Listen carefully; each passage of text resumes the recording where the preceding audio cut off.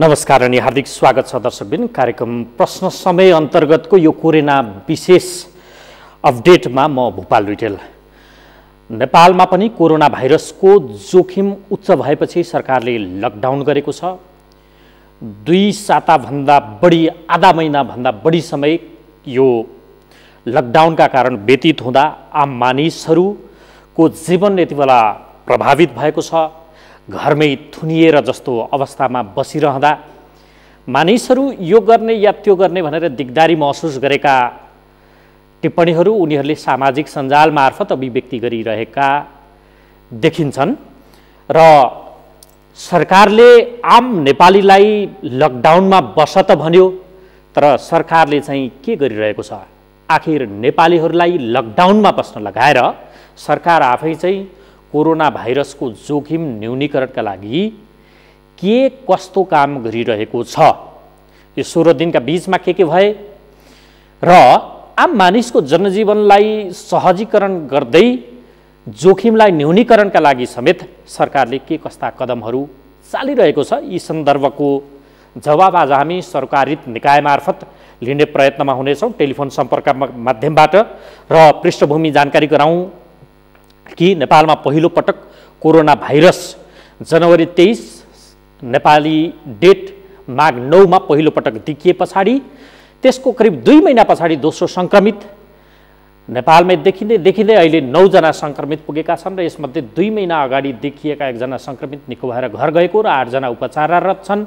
तिनीहरूको अवस्था सामान्य रहेको सरकारले बताएको छ र 1 जना चाहिँ स्थानीयमै संक्रमण देखिनु बाहेक अरू जति पनि छन् ती विदेशबाट नेपाल आएका नेपालीहरूमा कोरोना भाइरसको संक्रमण देखिएपछि सरकारले अन्तर्राष्ट्रिय उडानको प्रतिबन्ध लगाएको छ। यो 3 वैशाखसम्मको प्रतिबन्धलाई थप 15 दिन बढाएर सरकारले वैशाख 18 सम्म पुर्याएको छ। अन्तर्राष्ट्रिय उडानहरू प्रतिबन्धको अवस्थालाई भने यति नै बेला विदेशी मुलुकहरूले धमाधम आफ्नो देशमा नेपालमा रहेका नागरिकहरूलाई लगिरहेको परिस्थिति छ। तर विदेशमा रहेका नेपालीहरूलाई के गर्ने भन्ने सन्दर्भको अन्योलता अझै कायमै छ। करिब 40 देखि 60 लाख हाराहारीमा नेपालीहरू श्रम गन्तव्य खोज्दै रोजगारीका लागि विदेश पुगेका छन् भने कतिपय कामकै सिलसिलामा, कतिपय उच्च शिक्षा अध्ययनका सिलसिलामा विदेशमा रहेको सरकारी तथ्याङ्क छ र कतिपय श्रम गन्तव्यको यो खासमा खाडी मुलुक जहाँ नेपालीहरूको उचित गन्तव्य मानिन्छ श्रमको हिसाबले ती देशहरूमा पनि मूलत साउदी अरबले श्रमिकहरूको तलब कटौती गर्नेदेखि लिएर श्रमिक कटौतीसम्मको निर्णय साउदी अरबले गरिसकेको छ। यसले नेपालीहरूमा मारमा पर्ने समाचारहरू बाहिर आइरहेका छन्। यसैगरी ओमानले बेरोजगार बनेका आप्रवासी कामदारहरूलाई स्वदेश फर्काउने प्रक्रिया पनि अघि बढाइरहँदा नेपाल सरकारले के गरिरहेको छ यो विषयमा हामी सर्वप्रथम नेपाल सरकारका श्रम रोजगार तथा सामाजिक सुरक्षा मन्त्री रामेश्वर राय यादवसँग कुराकानी गर्दैछौँ। मन्त्रीज्यू हाम्रो टेलिफोन सम्पर्कमा हुनुहुन्छ। मन्त्रीज्यू स्वागत छ यहाँलाई। मन्त्रीज्यू सुन्दै हुन्छ? हेलो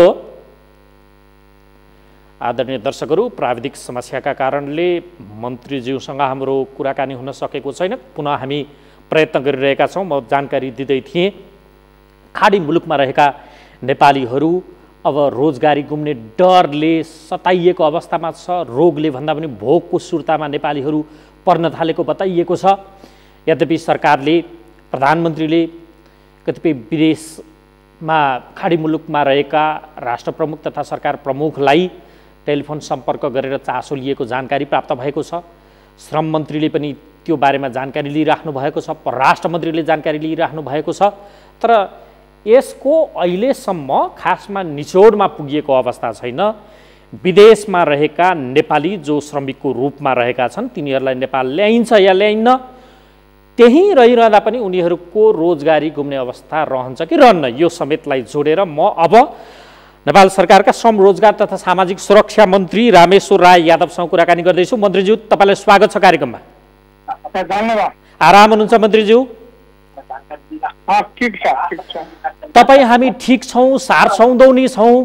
विदेशमा रहेका नेपालीहरू चाहिँ जो श्रम गन्तव्यको आकर्षक मानिएका देशहरू, खाडी मुलुकहरू, मूलत त्यहाँ रहेका नेपालीहरू चाहिँ रोगले भन्दा पनि भोकले सुर्ता लागु भनेर गुनासो गरिरहेका समाचारहरू बाहिर आइरहेका छन्। यसको प्रबन्ध कसरी भइरहेको छ? यो व्यवस्थापनको पाटोमा के गरिराख्नु भएको छ मन्त्रीज्यू? एकदम ठिक छ। यो त डबलिङ भयो नि त। हजुर, यो उता टिभीमा अर्कै आइरहेको छ, तपाईँको अर्कै आइरहेको छ। मन्त्रीज्यू तपाईँले टेलिभिजनको भोल्युमलाई कृपया म्युट गरिदिनु होला।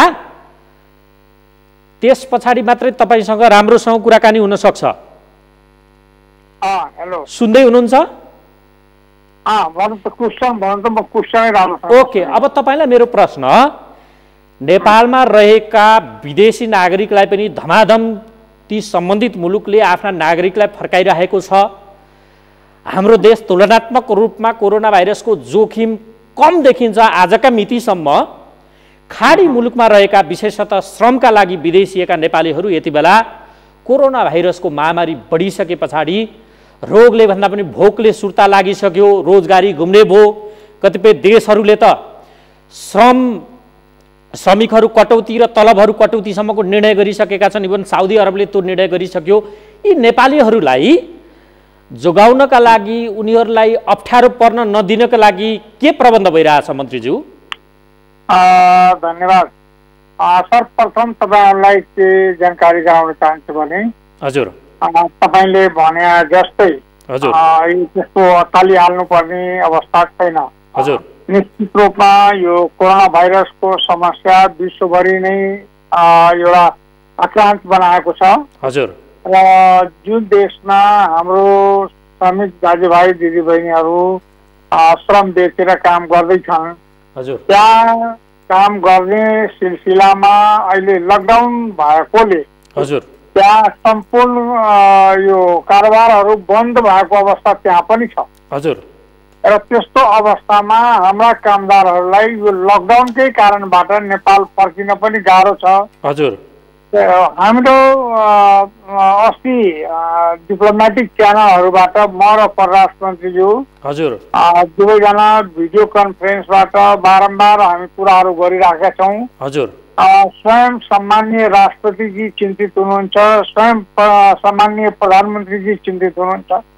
उहाँहरू पनि आफ्नो लेभलमा राष्ट्रपति र प्रधानमन्त्रीज्यूहरूलाई बारम्बार रिक्वेस्ट गरिराख्नु भएको छ कि यो परिस्थितिमा नेपालीहरू जो जहाँ छन् त्यही सुरक्षित राख्ने वातावरण बनाऊ, तिनीहरूलाई खाने बस्ने व्यवस्था मिलाऊ भनेर बारम्बार हाम्रो सबै मेसिनरीहरूबाट अनुरोधहरू गर्दै आइरहेछौँ। त्यहाँ रोजगारदातालाई त्यहाँको सरकारले समन्वय गरिराखेका छ। रोजगारदातालाई हाम्रो डिप्लोमेटिक मिसनहरूले समन्वय गरिराखेका छ। हाम्रो डिप्लोमेटिक एसनले हाम्रो श्रमदाता मजदुरहरूलाई पनि समन्वय गरिराखेका छ, नअत्तालिन भनिराखेका छ र उनीहरूलाई कुनै पनि किसिमले अप्ठ्यारो पर्न नदिन वातावरण बनाइराख्न हामीहरूले हाम्रा डिप्लोमेटिक मिसनलाई निर्देशन दिइरहेछौँ। तर मन्त्रीज्यू, हजुर, मङ्गलबार मात्रै सर्वोच्च अदालतले नेपाल आउन चाहने नेपालीलाई ल्याउनु, नभए जहाँ छन् त्यहीँ खान बस्नको उचित व्यवस्थापन गर्नु भनेर पनि आदेश दिएको अवस्था छ। एक। दोस्रो कुरा, तपाईले यो बताइरहँदा साउदी अरबमा चाहिँ साउदी सरकारले कामदार र तलब दुवै कटौती गर्न निजी कम्पनीहरूलाई अनुमति दिइसकेको अवस्था छ। यसले नेपालीहरू अप्ठ्यारोमा पर्दैनन्? त्यो अवस्था होला हैन, तर सम्मानित सर्वोच्च अदालतले जुन निर्णय गरेको छ, हजुर, त्यो सम्मानित सर्वोच्च अदालतको निर्णय शिरोधार गर्ने गरी हजुर हामी सम्पूर्ण यो डिप्लोमेटिक मिसनलाई केसम्म निर्देशन दिएका छौँ भने, हजुर, टङ्कभर त्यो रोजगारदाताले रहने खाने व्यवस्था गरोस्, हजुर, त्यो रोजगार त्यहाँ सरकारलाई पनि भन्ने, सरकारले पनि त्यसको व्यवस्थापन गरोस्, त्यहाँको देशको नागरिकको हैसियतले गरेको जस्तै हजुर हाम्रो नागरिकलाई पनि गरोस्। हजुर त्यो पनि भएन भने जहाँ त्यहाँ समस्या पर्यो भने हाम्रो एम्बेसीहरू, हाम्रा डिप्लोमेटिक मिसनका मित्रहरूले सेल्टर दिनु पर्ने स्थिति आयो भने त्यहाँ सेल्टरको व्यवस्था गर्ने र नेपालीहरूलाई सुरक्षित राख्ने हामीले निर्देशन दिइसकेका छौँ। नेपाल सरकार, सामान्य राष्ट्रपति, सामान्य प्रधानमन्त्रीदेखि सम्पूर्ण निकाय र श्रम मन्त्रालय समेतले निर्देशन दिएको छ। त्यसैले तपाईँहरू मार्फत म के विश्वास दिलाउन चाहन्छु भने कुनै पनि नेपाली नागरिक विश्वमा जहाँ छ त्यहाँ हामीहरू कुनै पनि किसिमले दुःख हुन नदिने वातावरण बनाइरहेछौँ र त्यसको लागि हाम्रो मिसन, हाम्रो मिनिस्ट्री सबै सक्रिय रूपमा लागि परेका छन्। एउटा हेल्प डेस्क हामीले 24 घण्टा खोलेका छौँ, त्यसमा सबैजना इन्फर्मेसनहरू आइरहेछ, त्यसको सम्पर्कमा हुन्छौँ अनि हामी सम्पर्कमा भएकाहरूलाई व्यवस्थापन पनि गर्छौँ। छोटकरीमा भन्नुपर्दा अहिले विश्वभरिमा जहाँ जहाँ हाम्रो साथीहरू छन् उहाँ त्यहाँ त्यो देशसँग सम्पर्क गरेर व्यवस्थापन हामी गरिरहेछौँ। चिन्ता लिनुपर्ने व्यवस्था छैन। बरु म के आग्रह गर्न चाहन्छु भने यो सञ्चार माध्यमबाट म सम्पूर्ण नेपाली दाजुभाइ दिदीबहिनीहरूलाई आग्रह गर्न चाहन्छु कि जुन देशमा तपाईँ हुनुहुन्छ त्यो देशको सरकारको निर्णय र निर्देशनलाई इमानदारीपूर्वक आफ्नो हितमा सम्मानका साथ पालना गर्ने, आइसोलेसनमा बस्ने, क्वारेन्टाइनमा बस्ने र आफ्नो जीवन रक्षा गर्ने। तपाईहरूको जीवन रक्षाको लागि तपाईँको परिवार, तपाईँको समाज र तपाईँको सरकार सबै चिन्तित छ। तपाईँहरूलाई कुनै पनि किसिमको दुःख कष्ट हुँदैन, हुन दिन हुँदैन भने हाम्रो प्रतिबद्धता छ र हामी त्यसको लागि सम्पूर्ण व्यवस्थापन गरिसकेका छौँ। मन्त्रीजी, विदेशमा रहेका ती नेपालीहरूलाई यदि उनीहरूले चाहे नै भने पनि तत्काल नेपाल ल्याइहाल्ने अवस्था चाहिँ छैन, यो प्रश्न हो होइन? मैले त्यो भनिसकेँ। मेरो त्यो हाम्रो डिप्लोमेटिक मिसनहरू, हाम्रा एम्बेसडर र कूटनीतिक प्रतिनिधित्व जसले गरिराख्नु भएको छ उहाँहरूले सम्पूर्ण नेपालीहरूलाई उचित व्यवस्थापन गर्नेछ।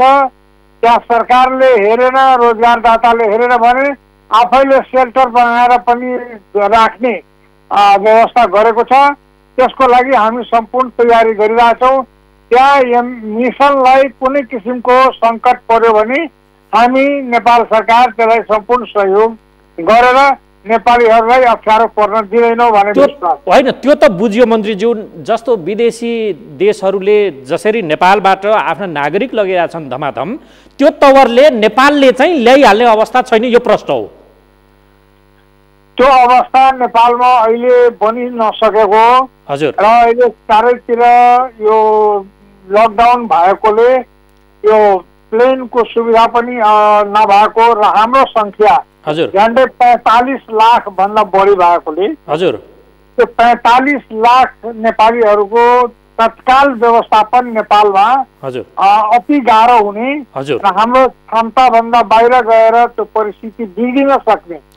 त हामी ती नेपालीहरूलाई पनि असुरक्षित गर्ने र हामी भएका नेपालमा भएका नेपालीहरू पनि असुरक्षित हुने खतरा रहेको हुनाले अहिले हामी व्यवस्थापन केही समयको लागि त्यही गर्ने र त्यो परिस्थिति यो सुल्झिसकेपछि, लकडाउनको पिरियड समाप्त भइसकेपछि हामी नेपालीहरूको व्यवस्थापन सम्मानपूर्वक गर्छौँ। मन्त्रीज्यू, ओभरअलमा विश्वको अब वर्ल्ड इकोनोमी नै यति बेला धराशयी हुँदै गएको अवस्था छ। IMF-ले त्यही खालको प्रक्षेपण गरेको छ।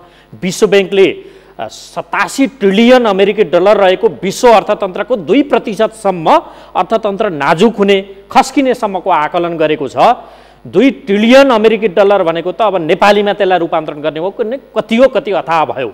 त्यसको 2% को हिसाब गर्ने हो भने त्यो खर्बौं अमेरिकी डलरमा आउँछ।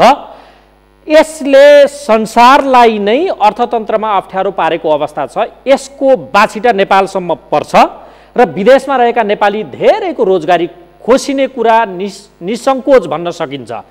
तिनीहरू त नेपाल फर्किने अवस्था आउला, तिनीहरूको व्यवस्थापन पछाडिको पाटोको बारेमा कुनै अहिले तपाईँहरूले केही तयारी या सोच विचार गरेको अवस्था छ कि छैन? त्यसको लागि हामी तयारी गरिरहेछौँ। नेपाली श्रमजीवीहरू जो बाहिर छन्, देश बाहिर, हजुर, र नेपालभित्र पनि युवाहरू हरेक वर्ष 5 लाखको दरले तयार हुँदा रहेछन्। हजुर, यी सबैको लागि नेपालभित्र नै रोजगारको अवस्था सिर्जना गर्ने नेपाल सरकारको पूर्ण तयारी भइरहेछ।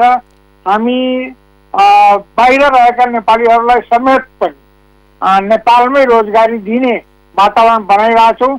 यसपालिको कार्ययोजनामा पनि त्यो परेको छ र पहिले यो अहिलेको अवस्थामा सम्पूर्ण नेपाली दाजुभाइ दिदीबहिनीहरूलाई पहिले कोरोनाको यो सङ्क्रामकबाट जोगिन म आग्रह गर्छु। यहाँबाट जोगिएर आयौँ र हामी सबै जोग्यौँ भने नेपालको उज्जवल भविष्य रहेको छ। नेपाल यो समृद्ध नेपाल र सुखी नेपालीको जुन परिकल्पना गरिएको छ त्यसलाई भरपूर रूपमा लागू गर्न, त्यसलाई कार्यान्वयन गर्नको लागि सम्पूर्ण श्रमजीवी हातहरूलाई नेपालमा काम दिने, नेपालमा नयाँ किसिमको वातावरण बनाएर 50 लाख नेपालीहरूलाई नेपालमै रोजगार सृजना गर्ने किसिमको तयारी हाम्रो भइरहेछ। अब आउने दिनहरूमा विदेशभन्दा स्वदेशकै रोजगारलाई प्राथमिकता दिने हाम्रो प्रतिबद्धता रहेको छ। हवस् मन्त्रीज्यू, व्यस्त समय दिनुभयो, तपाईँलाई धेरै धेरै धन्यवाद। ल, धन्यवाद। उहाँ हुनुहुन्थ्यो श्रम, रोजगार तथा सामाजिक सुरक्षा मन्त्री रामेश्वर राय यादव। विदेशमा रहेका नेपालीहरूको उद्धार हुन्छ कि हुन्न, जो सङ्कटमा परेका छन्, रोगको भन्दा पनि भोकको सुर्ता लागेको भनेर अभिव्यक्तिहरू सार्वजनिक भइरहँदा उनीहरूलाई नेपाल उद्धार गरेर ल्याउने सम्भावना छ कि छैन भन्ने सन्दर्भमा हामीले टेलिफोन मार्फत बुझ्यौँ। मन्त्रीज्यूको अभिव्यक्ति अनुसार करिब 45 लाख नेपालीहरूलाई यदि ल्याउनै पर्ने भयो भने ल्याउनु पर्ने हुनसक्छ। तिनीहरूलाई ल्याउँदा अझ असुरक्षित हुने डर बढ्ने भएकाले उनीहरूलाई अप्ठ्यारै पर्यो भने सम्बन्धित देशहरूमा रहेका नेपाली नियोगहरूले, दूतावासहरूले सेल्टर नै दिएर राख्ने सम्मको तयारी र त्यो हदको निर्देशन हामीले दिएको भनेर उहाँले जानकारी दिनुभएको छ। यसको अर्थ यो हो कि धमाधम नेपालमा रहेका विदेशीहरूलाई सम्बन्धित देशले फर्काइरहँदा नेपाल सरकारले विदेशमा रहेका नेपालीहरूलाई नेपालले ल्याउने सम्भावना तत्काललाई टरेको उहाँले प्रस्ट्याउनु भएको छ। कारण कोरोना सङ्क्रमणको जोखिम र त्यसबाट पर्न सक्ने सङ्कटलाई नेपालले थेग्न नसक्ने आकलनका कारण। यो जानकारी हामीलाई श्रम, रोजगार तथा सामाजिक सुरक्षा मन्त्री रामेश्वर राय यादवले दिँदै हुनुहुन्थ्यो। अर्को जानकारी यति बेलै दिउँ। चैत्र 12 गते नेपाल आयल निगमले ग्यासको हाहाकार भएको गुनासो व्यक्त भए पछाडि आधा सिलिन्डर बजारमा पठाउने निर्णय गरेको 15 दिन बित्दा नबित्दै अब ग्यास पर्याप्त भएको निर्णयसहित फेरि यही आइतबार, आउँदो आइतबारबाट सम्भवतः चैत्रको यो 30 गतेबाट भरिएकै सिलिन्डर बजारमा पठाउने निर्णय गरेको छ र ग्यासको अभाव अब छैन भन्ने प्रस्टिएको छ र यसले आम उपभोक्ता अत्तालिनु नपर्ने अवस्था पनि सिर्जना भएको छ। अर्कोतर्फ यति नै बेला नेपालमा जोखिम बढेको आकलनसहित सरकारले 3259 करिब 3300 क्षमताको आइसोलेसन बेड तयार गरेको छ भने 30,566 क्षमता राख्ने क्वारेन्टाइन केन्द्रको तयारी अवस्थामा राखिएको प्रधानमन्त्रीले देशवासीलाई मङ्गलबार गरेको सम्बोधन मार्फत पनि यसबारेमा प्रष्ट जानकारी दिनुभएको छ र आत्तिनुपर्ने अवस्था यस कारण छैन कि अहिलेसम्म हामी नियन्त्रणका अवस्थामा रहेका छौँ। तथापि यो भन्दै पनि हामी जोगिनुपर्ने अवस्था यो पनि छ कि चैत्र 4 गतेदेखि चैत्र 23 गतेसम्म नेपालमा 61,000 विदेशबाट नेपाल भित्रिएका छन् र तीमध्ये 485 जना बाहेक 60,515 जना भारतबाट नेपाल प्रवेश गरेको तथ्याङ्क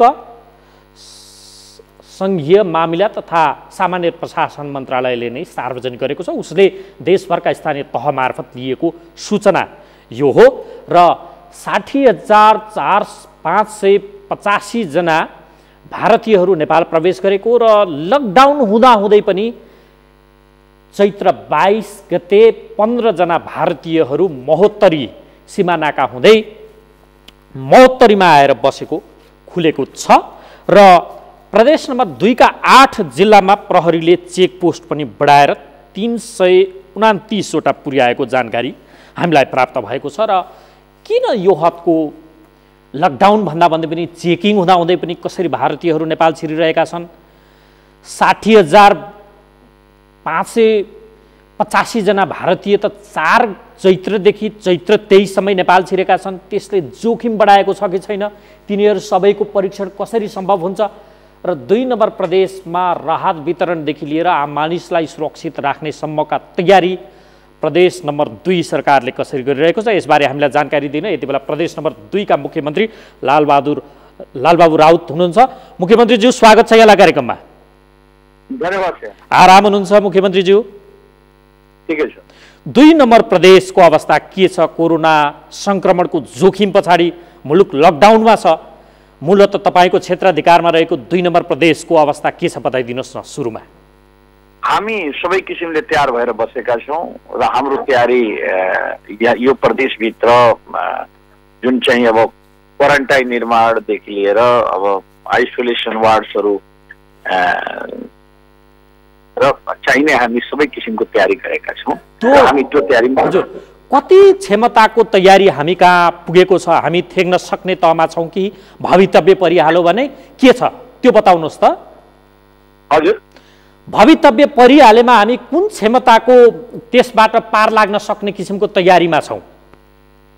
अब अहिले सुन, हुन त हामी जुन किसिमले अब चाहिने जुन प्रिलिमिनरी जुन केसेसहरू छन् त्यसलाई चाहिँ अब त्यसलाई क्वारेन्टाइनमा राख्ने। हजुर। र अलिकता केहीहरूलाई हामी चाहिँ अब आवश्यकता सस्पेक्टेड केसेसहरूलाई तपाईँको हामी चाहिँ अब तपाईँको आइसोलेसन वार्ड्सहरूमा राख्ने गरी हामी सबै किसिमका यस्ता किसिमका पनि प्रबन्ध गरेका छौँ।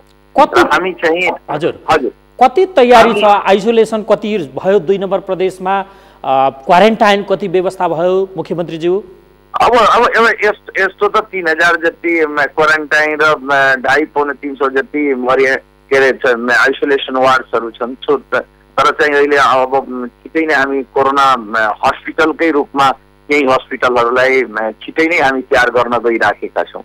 तसर्थ हामीलाई के छ भने यसमा हामीलाई चाहिने जुन किसिमका जुन तयारी छ, खास गरेर क्वारेन्टाइनमा राख्ने, आइसोलेसन वार्ड्सहरूमा राख्ने र त्यसपछिका अन्य जुन किसिमका रहेका छन् तयारीहरू, त्यस्ता तयारी हामी कमी छैन, त्यसमा हामी लागेका छौँ।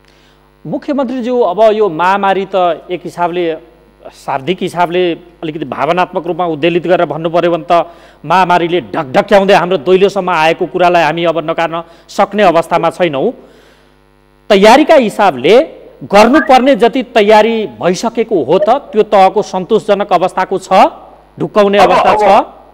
अब यो जुन कुरा रहेछ तपाईँले सोधे जस्तै, अब हुन त अब अमेरिका यो महामारीसँग अमेरिका जस्तो दुनियाँको सबभन्दा बढी भनौँ न एउटा हेल्थ सुविधा भएका इटली, युरोपका कन्ट्रिजहरू अहिले सकिराखेका छैनन् भने हामी त्यसको तुलनामा त केही छैनौँ। हामी त के भन्दाखेरि, तर चाहिँ तथापि जुन किसिमका प्रिकसन लिनुपर्ने हो, जुन किसिमका हामी अब जुन सरकारले घोषणा गरेका कुराहरूलाई, अब जो सङ्घीय सरकारले घोषणा गरे त्यसलाई प्रदेश सरकारले पनि प्रदेशभित्र जुन चाहिँ अब खासमा भन्ने हो भने लकडाउनको लाई एकदमै कडाइका साथ पालन गराउनेदेखि लिएर सेल्फ जुन चाहिँ अब सोसियल डिस्टेन्सिङ कायम गरेर रहनेदेखि लिएर यी जम्मै तयारीमा जुन सङ्घीय सरकारले पनि जुन कुरालाई अहिले जुन सुरुवात गरेको छ त्यसलाई चाहिँ हामी पनि अब त्यसलाई निरन्तरता दिएका छौँ। र त्यसमा खासमा भन्ने हो भने हामी आफ्नो सोच साधन र आफ्नो जुन किसिमका जुन आफ्ना पूर्वाधार छ त्यसअनुसार हामी चाहिँ एकदमै सशक्त तरिकाले लागेका छौँ। तर मुख्यमन्त्रीज्यू, तपाईँले यो केन्द्र सरकारले गरेको निर्णय कार्यान्वयनको तहमा मूलतः तपाईँले लकडाउनलाई अलिक इम्प्यासिस गरेर भन्नुभयो, मार्क नै गर्नुभयो। कार्यान्वयनमा हामी छौँ भन्नुभयो। लकडाउन सुरु भए पछाडि नै यही 22 गते चैत्र 22 गते नै प्रदेश नम्बर 2 कै एउटा जिल्ला महोत्तरीको सीमा नाका हुँदै 15 जना भारतीय त नेपाल आएछन् भारतीयहरू ती कसरी आइपुगे त कसरी छिरे जोखिमको समयमा अब तपाईले बुझ्नुपर्छ कि अब यो ओपन पुरै 8वटै जिल्ला यो प्रदेश 2 को खुल्ला सिमाना छ त्यो खुल्ला सिमानामा तपाई हामी कुनै किसिमका कहीं पनि अवरोध छैन जुनसुकै ठाउँबाट पनि यहाँ प्रवेश गर्न सक्ने त्यस किसिमको अहिले चाहिँ हाम्रो अवस्था छ भनेपछि अब तपाईसँग त्यतिको म्यान पावर छैन कि तपाई पुरै चाहिँ अब 8वटै जिल्लालाई अब सुरक्षा निकायले घेर्न सकिने तथापि यहाँका सुरक्षा निकायहरू एकदम आफ्ना चाहिँ अब जुन किसिमका आफ्ना म्यान पावर छ जुन किसिमका आफ्ना गर्नुपर्ने कामहरू गरिरहेकै छन् तथापि ओपन बोर्डरले एका दुका त्यस्तो हुनु कुनै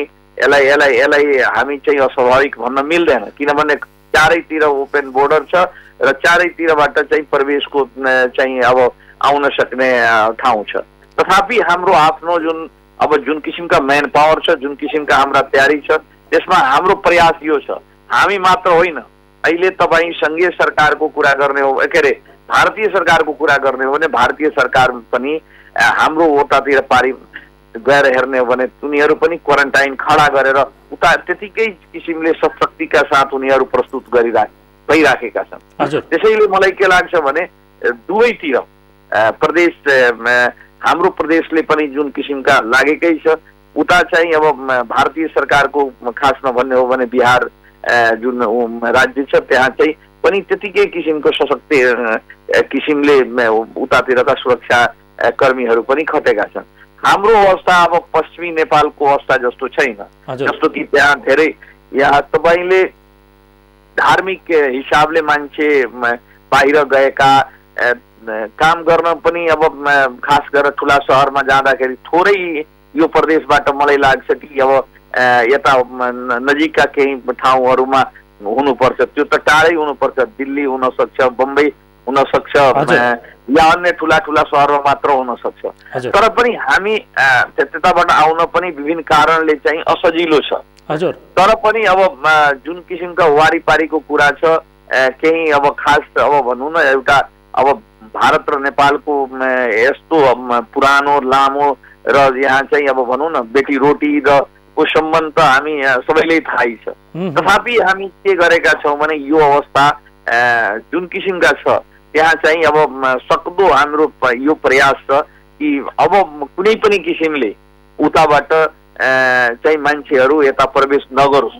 उता यदि त्यस्ता रहेका छन् भन्दाखेरि उतै चाहिँ अब त्यहाँ क्वारेन्टाइनमा राख्ने र जुन किसिमका लकडाउनको अवस्था छ त्यो लकडाउनमा तर मुख्यमन्त्रीज्यू यहाँ कुरो के आयो भने भारतमा अलपत्र परेको अब्बर परेको नेपाली नेपाल आएको थियो भने स्वाभाविक मान्न सकिन्थ्यो भारतमै रहेका भारतीयहरू नेपाल आए तपाईले भन्नुभयो खुल्ला सिमाना छ त्यो बाध्यता लिमिटेसन आफ्नो ठाउँमा छ अहिलेको परिस्थिति त यो घटनालाई एकात भनेर स्वाभाविक मान्न सकिएला कहाँको कुरा गरिराख्नु भएको छ कि बाहिरको चाहिँ त्यहाँ महोत्तरीको एकडारा गाउँमा 15 जना भारतीय किशोरहरू सुन्नुहोस् न त्यो कसरी आयो भने एकजना त्यो आफ्नो ससुराली आएको छ उसको श्रीमतीले यहाँबाट फोन गरेकी छन् ऊ त्यो चाहिँ यो पारी उसको मिसेज रहेकी छन् हामीले जानकारी अनुसार त्यहाँ आयो र त्यहाँबाट समातेर उसलाई चाहिँ ल्यायो होइन त्यो किसिमले अब त्यस किसिमका अब मैले भने नि खुल्ला सिमाना हो अब एकजना त्यत्रो खुल्ला सिमानामा आफ्नो ससुराली आउँछ लुकेर आउँछ यहाँ चाहिँ उसको मिसेज रहेकी छन् भेट्न आउँछ भन्दाखेरि अब त्यो कसरी आयो भनेपछि तपाईँ चारैतिर ओपन पुरा खुल्ला सिमाना भएको ठाउँमा कसरी आयो भने तपाईँलाई त हामी यसरी पनि गेस गर्न सक्छौँ नि त होइन मुख्यमन्त्रीज्यू मैले यसमा अन्यथा लिन खोजेको होइन जोखिमको हिसाबले त एकाध मान्छे आउनु अस्वाभाविक होइन अहिले हामी भन्छौँ जोखिम परिसके पछाडि त त्यही एकाधले चाहिँ एउटाले बिराउने सयलाई पिराउने भन्ने त उक्ति हामी कहाँ छ हेर्नुहोस् तपाईँले किन छिराउँछ किन उसले छिराइदिन्छन् यति चाहिँ तपाईँ आफै चाहिँ अहिले तपाईँलाई हाम्रै नेपालीहरूका कुनै न कुनै नाता गोता रिस्ता या तपाईँको कुनै अब मरण हरणको कारणले हुन्छ होला नि अब यो कुरालाई तपाईँ कसरी त्यहाँ काठमाडौँमा बस्ने मान्छेलाई त धेरै त्यस किसिमको समस्या हुँदैन। यो बोर्डरका मान्छे त कहाँ छ, त्यहाँ उसको मामा घर छ, उसको भन्दाखेरि ससुराली छ, त्यस्ता मरण हरणमा त गइरहन्छ नि त। तपाईँ जतिसुकै गर्नुहोस् भन्दाखेरि त्यो त बोर्डरमा तपाईँ त बार त लगाइएको छैन नि जसले तपाईँ त्यसमा अरू कुनै हामीले सावधानीका उपाय अपनाउन सकिएला नि त्यो बेला, चेक जाँच गराउने या उसलाई छुट्टै? त्यो सबै भइराखेको छ। हरेक तपाईँलाई एउटा म जानकारी गराउँ, एउटा राम्रो पक्ष के छ भने बोर्डर निरका सबै पालिका, हजुर, सबै पालिकाले त्यहाँ चाहिँ आफ्नो स्तरबाट क्वारेन्टाइन खडा गरेका छन्। हजुर, त्यो क्वारेन्टाइनमा बाहिरबाट एकजना पनि मान्छे तपाईँलाई जानकारी के तपाईँले त्यो कसले जानकारी, स्थानीयले जानकारी गराएर चाहिँ तपाईँ जसको चाहिँ एकजना 4-5बाट कहाँबाट तपाईँहरूलाई मेसेज मिल्छ मलाई थाहा छैन, तर एकजना आउँदाखेरि त्यो गाउँका त्यहाँका मान्छेहरू नै सुरक्षा निकायलाई फोन गरेर एकजना बाहिरको आएको छ भने जानकारी गराएका। यो भनेको चेतना, यो भनेको सचेतना, यो स्तर चाहिँ चारैतिर भएका छन्। बाहिरका मान्छेहरू आउने बित्तिकै त्यसलाई आइडेन्टिफाई गरेर उनीहरूले सुरक्षा निकायलाई जानकारी गराउँछन्। उसको घरमा चाहिँ अब बाहिर यदि मान्छे छ भने उसको उसलाई अलिकता उसलाई किन कहाँबाट आयो भने विभिन्न किसिमले सोधपुछ गर्छन्।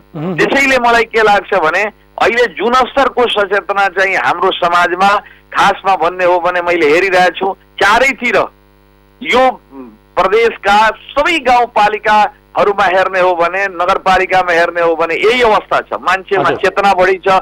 मान्छेहरू त एउटा के भन्दाखेरि स्वयंसेवकहरू खडा गरेर बाहिरको मान्छे एकजना पनि मेरो के अरे पालिकाभित्र एकजना प्रवेश नगरोस् भनेर यस्तो पनि किसिमका उनीहरू चाहिँ अहिले गाउँ गाउँमा यस किसिमका चाहिँ अब अभियान चलेको छ। त्यसैले मान्छेमा अहिले चेतनाको स्तर बढेको छ। हो, अहिले सुरुदेखिका जुन अहिले अस्पतालको बदहाली अवस्था छ, जुन किसिमका तयारी हुनुपर्ने पहिलेदेखि एउटा जुन किसिमको स्तरको तयारी छैन। अब रातोरात ओभरनाइट कति तयारी गर्न सकिन्छ, भएको सीमित स्रोत साधनले नै हामी चाहिँ त्यस किसिमका तयारी गर्न सक्छौँ र तयारी गरिरहेका छौँ। तथापि मुख्यमन्त्रीज्यू, अब केन्द्र सरकारबाट यहाँहरूलाई अपेक्षा के छ त? जोखिम आकलन सहित तपाईँहरूले पनि बारम्बार मिटिङ गर्नुभएको छ, त्यही अनुसारले खटिनु भएको छ, तयारी तपाईँले बताइराख्नु भएको छ। केन्द्रबाट यो भए अझ सहज हुन्थ्यो भन्ने त्यस्तो कुनै अपेक्षा छ? होइन, सङ्घीय सरकारले अब उसले गर्ने जति त अब भनौँ न एकचोटि उसले केही के भन्छन् पिपिईजहरू र केही अब सेनिटाइजर र मास्कहरू मात्र एकचोटि पठाएका हुन्। एउटा पिसिआर मेसिन मात्र आएको छ, अरू केही छैन। तथापि अब हामी चाहिँ आजै चाहिँ मेरो कुरा चाहिँ अब सामान्य प्रधानमन्त्रीसँग पनि भयो, उहाँको पनि जिज्ञासा रह्यो कि प्रदेशको अवस्था के छ, कस्तो चलिरहेछ भन्ने कुरा उहाँ पनि जिज्ञासा राख्नु भएको थियो र उहाँको पनि अब कन्सर्न रहेछ कि कहाँ के भइराखेको छ, सिमानाको अवस्था के छ, त्यहाँको अब सामान आपूर्तिको अवस्था के छ, मेडिकल डक्टर मेडिकल स्टाफ्सहरू खटिराखेका छन् कि छैनन्, उहाँले पनि जिज्ञासा राख्नुभयो। हिजो मात्र चाहिँ अब यो के भन्छन् अहिले उप प्रधानमन्त्री ईश्वर पोखरेलजीसँग पनि कुरा गरियो, उहाँको पनि चिन्ता छ। उहाँले पनि अब हुन त यसमा हामी कुनै किसिमका कसर बाँकी राखेका छैनौँ, सबैसँग एकदम सम्पर्कमा छौँ। हामी भन्दैछौँ यो सङ्कटको घडीमा तीन तहकै सरकारको बिचमा समन्वय र सहकार्य हुनुपर्छ। हामी त तपाईँलाई अहिले सङ्घीय सरकार निर्णय नगर्दै अहिले हामी प्रत्येक पालिकामा यो प्रदेशभित्र एउटा त कोरोनाको सङ्कट छँदैछ।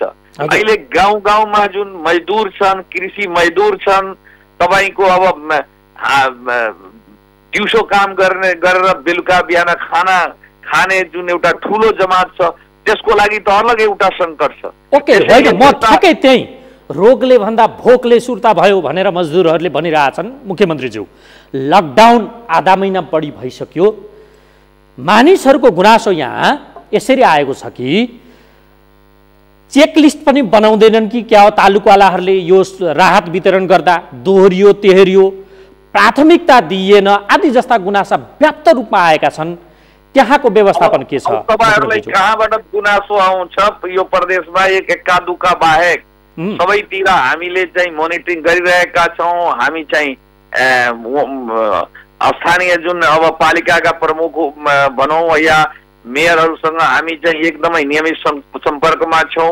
अब हामीले पठाएको पैसा म त भनेको छु कि यो प्रदेशभित्र कोही पनि मजदुर या कृषि मजदुर, गरिब, असहाय, खाना बिना के अरे भोको बस्दैन, खाना बिना ऊ मर्न प्रदेश सरकारले दिँदैन। यही अभियानका साथ प्रदेश सरकारले गाउँ गाउँका अब पालिका प्रमुखहरूसँग नियमित सम्पर्कमा छ, पैसा पठाएको छ।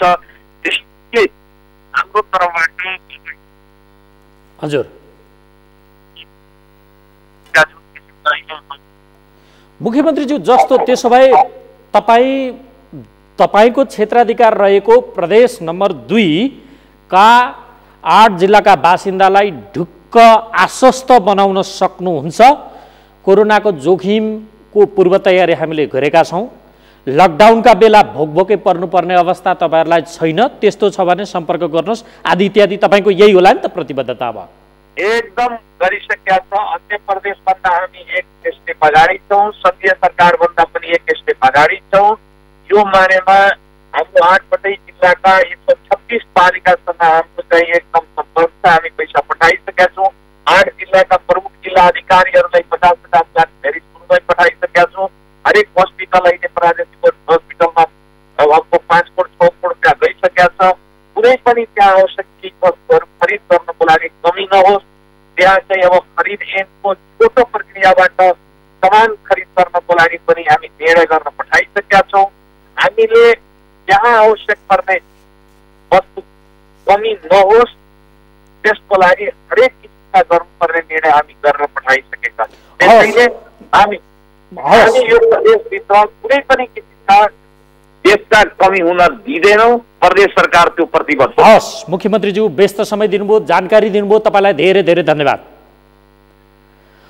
त्यो प्रदेश नम्बर 2 का मुख्यमन्त्री लालबहादुर राउत प्रदेश नम्बर 2 मा कोरोना भाइरसको संक्रमण जोखिम पूर्व तयारी न्यूनीकरणका लागि प्रदेश 2 सरकारले के गरिरहेको छ भन्ने सन्दर्भमा हामीलाई जानकारी दिँदै हुनुहुन्थ्यो। र त्यहाँ महोत्तरी सीमा नाका हुँदै भारतीयहरू नेपाल प्रवेश गरिरहेका प्रकरण लगायतका विषयलाई पनि हामीले जोडेर संवाद गऱ्यौँ, जानकारी लिने प्रयत्न गऱ्यौँ। अब हामी सुदूरपश्चिम सबैभन्दा बढी कोरोनाको जोखिम भएको नेपालको प्रदेश जहाँ कैलाली, कञ्चनपुर लगायतका जिल्लामा पछिल्लो समय 3 जना सङ्क्रमित देखिए पछाडि अवस्था भयावह भएको छ र त्यो क्षेत्रको अवस्था बुझ्ने प्रयत्न गर्नेछौँ त्यहाँका मुख्यमन्त्री मार्फत। तर त्यसभन्दा अगाडि यति बेला हामी बझाङ जहाँ कोरोना भाइरसको महामारी फैलिए पछाडि सरकारले मानिसहरूलाई हिँडडुल गर्ने रोक लगाएको छ, लकडाउन छ।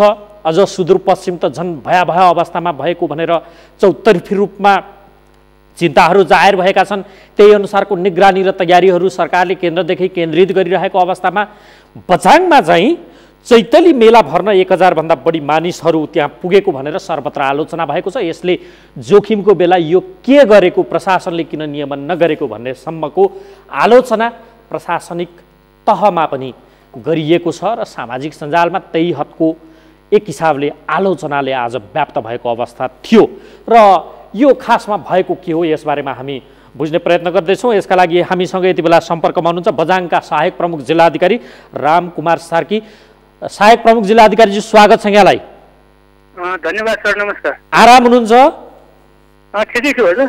यो बझाङको खासमा मुलुक लकडाउनमा छ, अझ सुदूरपश्चिम त झन् बढ्ता जोखिममा कोरोना भाइरसका कारण। यसकारण भनिएको छ कि पछिल्लो पटक देखिएका 3 जना सङ्क्रमित सुदूरपश्चिमकै, त्यो पनि कैलाली, कञ्चनपुर, त्यसबाट बझाङ लगायत सीमावर्ती भारतीय जिल्लाहरू अछुतो रहने कुरा भएन। यो बझाङमा चाहिँ मेला भर्नका लागि 1000 भन्दा बढी मानिसहरू गए, प्रशासनले नियमन गरेन भनेर आलोचना भयो। वास्तविकता के हो? होइन, अब यो आलोचना चाहिँ प्रशासनले गरेन भन्ने आयो होला होइन सर? हजुर। तर अब यो आलोचना प्रशासनले मात्र गर्नुभन्दा पनि अहिलेको बेला तपाईँ हामी सबैले थाहा छ यो अहिलेको कोभिड-19 को चाहिँ जुन असर परिरहेको छ सबै जिल्लामा अथवा सबै विश्वमै भनौँ न। हजुर। यसको लागि सबैलाई सचेतनामूलक कार्यक्रमको लागि सबैका मोबाइल बजेका छन्। सबैले चाहिँ यहाँको सङ्घ संस्था, नेपाल सरकार, प्रदेश सरकार, स्थानीय सरकारले पनि आफूले पनि सबैले पनि यसको सूचना प्रकाशित गरेको छ। हामीले पनि सुरक्षा समितिको तर्फबाट र हाम्रो जिल्ला प्रशासन कार्यालयबाट पनि सूचना प्रकाशित गरेका छौँ होइन। हजुर। अनि स्वयं अहिले पासीबारा गाउँपालिकाको उपाध्यक्षज्यूले पनि चाहिँ सूचना पटक पटक चाहिँ नगर्ने भन्ने सूचना चाहिँ प्रकाशित गरिसक्नु भएको थियो। हजुर। अब तर अब 81 जुन हिजोको अस्तिको घटना भयो त्यो चाहिँ अत्यन्तै चाहिँ दुःखद चाहिँ अब आकस्मिक घटना चाहिँ भयो सर। तर सहायक सिडिओ साहब, हुन त यो तपाईँलाई टर्रो लाग्ला तर सत्य त्यही हो। तपाईँहरूलाई कानुनी अधिकार दिएको छ, सङ्क्रामक रोग नियन्त्रण ऐन छ, अझ तपाईँहरूले त्यसमा पनि मिसाएर स्थानीय प्रशासन ऐन 2028 पनि सँगसँगै संयुक्त रूपमा कार्यान्वयन गरिराख्नु भएको अवस्था छ। अहिलेको घडीमा लकडाउन उल्लङ्घन गर्ने, प्रशासनलाई हडल क्रिएट गर्नेहरूलाई त्यो ऐन हेऱ्यो भने 1 महिनासम्म कैद गर्न सक्ने अधिकार त प्रमुख जिल्ला अधिकारीलाई नै दिएको छ, जरिवानाको अधिकार दिएको छ। यो पनि त आकर्षित हुन सक्थ्यो होला। चितवनतिर त 3 जनालाई कैद, त्यो कैदमा बस्नेले प्रतिदिन 300 का दरले हुन आउने 1 महिनाको पैसा बुझाएर राजस्व दाखिला गरेर छुटेकोसम्म पनि पाइयो। यही नेपालमा चितवनमा यो भयो। बझाङतिर कठोर हुन सकिन्न र? होइन, सकिन्छ सर। यता पनि त्यो नियम कानुनले चाहिँ कारबाही गर्न नसकिने भन्ने कुरो होइन। हजुर। अब हामीले त्यति बेला अलिकति हामीले के भने अब उहाँहरूले पनि चाहिँ गाउँपालिकाको अध्यक्षज्यू उपाध्यक्षज्यूहरू पनि लागिसक्नु भएको छ। हामीले पनि त्यो सूचना गरेर जानकारी गरिसकेपछि उहाँले चाहिँ त्यतिसम्मको चाहिँ गर्नुहुन्न भन्ने कुरामा हामी ढुक्क अवस्थामा बस्यौँ। हजुर। त्यो घटना हुनुभन्दा अगाडि पनि कोर्डिनेसनको हिसाबमा पनि गाउँपालिकाबाट अथवा त्यताबाट पनि पदाधिकारीले पनि त्यस्तो अवस्था आयो भने कुनै यस्तो खालको अब हाम्रो कन्ट्रोलभन्दा बाहिर जाने अवस्था आयो भन्ने खालको जानकारी समयमा पाइदिएको भए पनि हामीले पनि त्यो व्यवस्था गर्न सकिन्थ्यो होइन। हजुर। तर हाम्रो प्रशासनिक अवयवहरू कस्ता छन् त सहायक सिडिओ साहब, जुन हामी पूर्व सूचना हासिल गर्न सक्दैनौँ? यदि मानिसहरू वारवार्ती निस्क्यो भने तिनलाई नियमन गर्न नसक्ने अवस्थामा छौँ। हुन त हामीलाई प्रश्न सोध्न सजिलो छ, तपाईँहरूलाई कार्यान्वयन गराउन गाह्रो छ, यो मर्का हामी बुझ्छौँ। तथापि चनाखोस सतर्कता, किनकि यहाँ त एउटाले बिरायो भने 100लाई पिराउने अवस्थाको जोखिममा हामी रहेको कुरा त नकार्न सक्ने अवस्था छैन नि। महामारी त हाम्रो दैलोमा आइसकेको छ। हजुर हजुर। अब हजुरलाई पनि जानकारी भएको कुरा हो, कतिपय कुराहरूमा अहिले अब स्थानीय सङ्घ हाम्रो जिल्ला प्रशासन कार्यालय भनेको सङ्घ प्रतिनिधिको रूपमा बसिराखेको छ होइन। हजुर।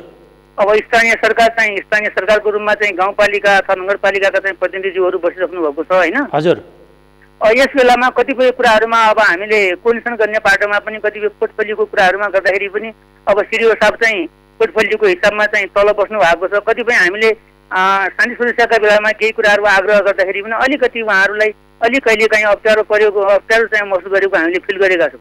हामीले कोर्डिनेसन गर्ने कुराहरूमा तपाईँ केही मिटिङ गर्नु पर्यो अथवा कुनै सल्लाह गर्नु अथवा शान्ति सुरक्षाका कुराहरू अथवा अरू कुराहरूमा गर्नुपर्दा पनि कहिलेकाहीँ उहाँहरूले त्यसमा आउन अलिकति चाहिँ अलि अङ्कन गरेको पनि हामीले महसुस गरेका छौँ। त्यो हजुरलाई पनि जानकारी भएकै कुरा हो होइन। हजुर।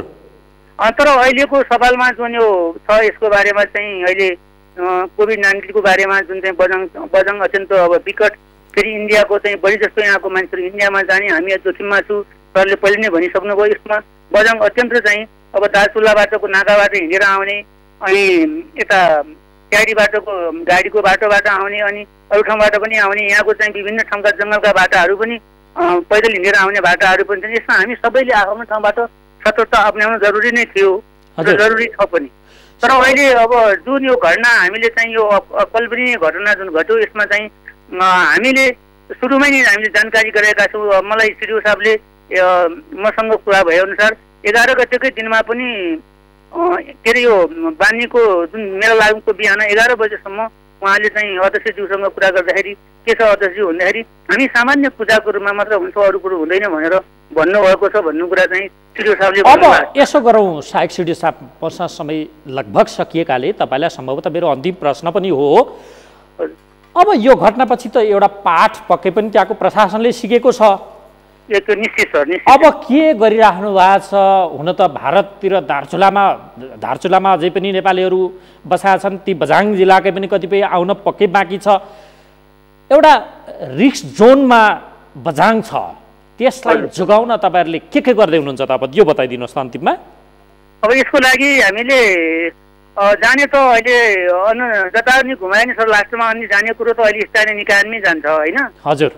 किनभने अहिले स्थानीय सरकार नै त्यहाँ छ। स्थानीय सरकारको उपस्थिति बिना हामीले चाहिँ केही गर्न सक्दैनौँ। हामीले एउटा सेक्युरिटीको पाटो भयो। अब हामीले गर्न सक्ने चाहिँ उहाँहरूको माग अनुसारको कुनै ठाउँमा चाहिँ अब अटेर गर्यो, कुनै ठाउँमा चाहिँ भएन भने हामीले चाहिँ सुरक्षा समितिबाट निर्णय गराएर सुरक्षाकर्मी परिचालन गर्नु पर्यो अथवा हामीले सहयोग गर्नु पर्यो भने हामीले जानुपर्ने कुरो हो। यसमा स्थानीय निकायका पदाधिकारीज्यूहरूले नै अहिले चाहिँ सक्रिय रूपमा लागिराख्नु भएको पनि छ कुनै पनि ठाउँमा, फेरि पनि उहाँहरूले लागिराख्नु पर्ने अवस्था पनि छ।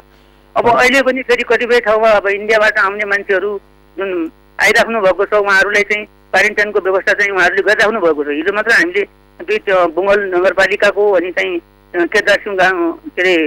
केदारसिंह गाउँपालिकाको अनि उता चित्रबित्तरको गाउँपालिकाको क्वारेन्टाइनको निरीक्षण पनि गर्न स्वयं म आफै र पुष्पवन्य प्रमुखज्यू जानुभएको थियो। हजुर, त्यसमा चाहिँ उहाँहरूले राम्रो व्यवस्था चाहिँ गरिसक्नु भएको छ। अलिकति अब हाम्रो अज्ञानताको कारणले भनौँ अथवा हाम्रो चेतनाको कमीले पनि हामी धेरै पछाडि छौँ। हजुर, कतिपय त्यहाँ बस्ने अनि विदेशबाट आउने साथीहरूको बुझाइ पनि नेपाल सरकारले व्यवस्था गरेको छ अथवा वडाले गरेको छ, गाउँपालिकाले व्यवस्था गरेको छ भन्ने बित्तिकै हामीले चाहिँ धेरै कुराहरूमा यो कुरा तुरुन्तै उहाँहरूले दिनुपर्छ, हामीलाई चाहिँ धेरै सुविधा पाउनुपर्छ भन्ने खालका बुझाइ पनि नभएका होइनन्। हजुर, यो बारेमा अब हामीले प्रत्येक वडामा प्रत्येक चाहिँ क्वारेन्टाइनमा गएर त्यहाँको हाम्रो स्वास्थ्यकर्मी साथीहरू हुनुहुन्छ, यति बेला उहाँहरू रिस्कीमा काम गरिराख्नु भएको छ। डाक्टर साहबको टोली पनि जानुभएको छ। उहाँहरूलाई पनि हामीले चाहिँ त्यही ढङ्गले चाहिँ उहाँसँग सम्झाइ बुझाइ गरेर क्वारेन्टाइनमा राख्ने काम गरिरहेको छौँ। यसमा थप चाहिँ अब सुधार्नको लागि हामी सबैले उहाँहरू जुन अब फेरि पनि यहाँ चाहिँ बजाङमा आउने अहिले पनि दार्चुलामा अथवा झुलाघाटको उसमा अझै बजाङका मान्छेहरू धेरै छन् भन्ने खालका कुराहरू आइरहेछ। हवस् सहायक सिडिओ साहब, जानकारीका लागि तपाईँलाई धेरै धेरै धन्यवाद। हस्, धन्यवाद। उहाँ हुनुहुन्थ्यो बझाङका सहायक प्रमुख जिल्लाधिकारी रामकुमार सार्की। बझाङमा 1000 भन्दा बढी सर्वसाधारण त्यहाँको एउटा स्थानीय मेला भर्न गएको प्रकरण पछाडि सामाजिक सञ्जालहरूमा र स्वयं बझाङ प्रशासनको आलोचना भए पछाडि हामीले गरे पछाडिको सम्पर्कमा त्यसबारे जानकारी दिँदै हुनुहुन्थ्यो। र आदरणीय दर्शकहरू, आजको कार्यक्रमको निर्धारित समय सकिएको छ। हामीले अझै पनि प्रयत्न गरेका थियौँ प्रदेश नम्बर 1 का मुख्यमन्त्रीसँग सम्पर्कको, यसैगरी सुदूरपश्चिमका मुख्यमन्त्रीसँग पनि सम्पर्कको प्रयास हामीले गरेका हौँ। समयले हामीलाई साथ अहिलेलाई दिएको छैन। आगामी कार्यक्रमहरूमा हामी अरू प्रदेशहरूको पनि मुख्यमन्त्रीहरूसँग, मूलत तालुकावालाहरूसँगै यसबारेमा विवरण लिनेछौँ र केन्द्रमा केन्द्रीय सरकारका प्रतिनिधिहरूसँग पनि थप कोरोना भाइरस, यस पछाडि यसले पारेको बहुआयामिक प्रभावका क्षेत्रगत विषय पनि हामी कुराकानीलाई निरन्तरता अरू कार्यक्रमहरू मार्फत दिनेछौँ। अहिलेलाई भने मलाई बिदा दिनुहोस्। नमस्कार।